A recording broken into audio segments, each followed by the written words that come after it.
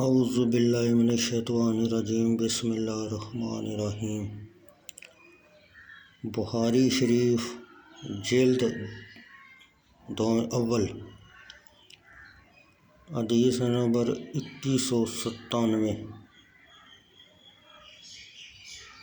باب نمبر 1476، نہروں کا پانی بند کرنے کے حکم کے بیان میں۔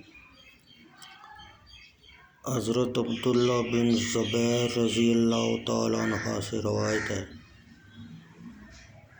نبی کریم صلی اللہ علیہ وسلم کی مدد کرنے والوں میں سے ایک شخص حاطب بن ابی بلتا نے حضرت زبیر بن عوام رضی اللہ تعالیٰ عنہ سے نبی کریم صلی اللہ علیہ وسلم کے پاس حرہ میں سے گرنے والی نہر جس سے لوگ کھجوروں کو پانی دیتے تھے، شعیب کی روایت میں وہ دونوں اس سے اپنی کھیتی سیراب کرتے تھے۔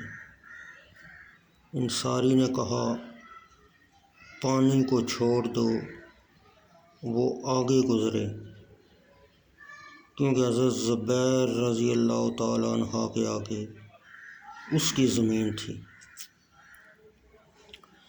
اور حضرت زبیر رضی اللہ تعالیٰ عنہ نے اس کا انکار کیا۔ وہ دونوں نبی کریم صلی اللہ علیہ وسلم کے پاس جھگڑا لے گئے، تو نبی کریم صلی اللہ علیہ وسلم نے حضرت زبیر رضی اللہ تعالیٰ عنہ سے فرمایا، اے زبیر، تم اپنی زمین سیراب کرو، پھر اپنے مسائل کے لیے پانی چھوڑ دو۔ انصاری غضبناک ہوا اور کہا، یہ فیصلہ آپ نے اس وجہ سے کیا ہے کہ حضرت زبیر بن عوام رضی اللہ تعالیٰ عنہ آپ کے پھوپھی کے بیٹے ہیں۔ تو نبی کریم صلی اللہ علیہ وسلم کا چہرہ مبارک کا رنگ متغیر ہوا۔ پھر آپ نے فرمایا، اے زبیر، اپنی زمین سیراب کرو، یہاں تک کہ پانی کھجوروں کی جڑوں تک نہ پہنچ جائے۔ تو حضرت زبیر بن عوام نے فرمایا، میرے خیال میں آیت مبارکہ اس جھگڑے کے متعلق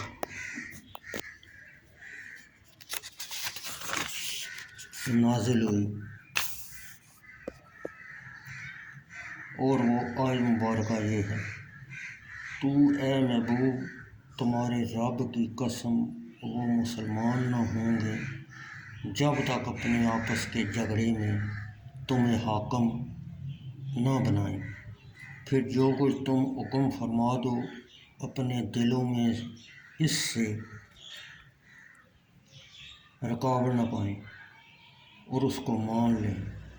سورہ نساء آیت 65۔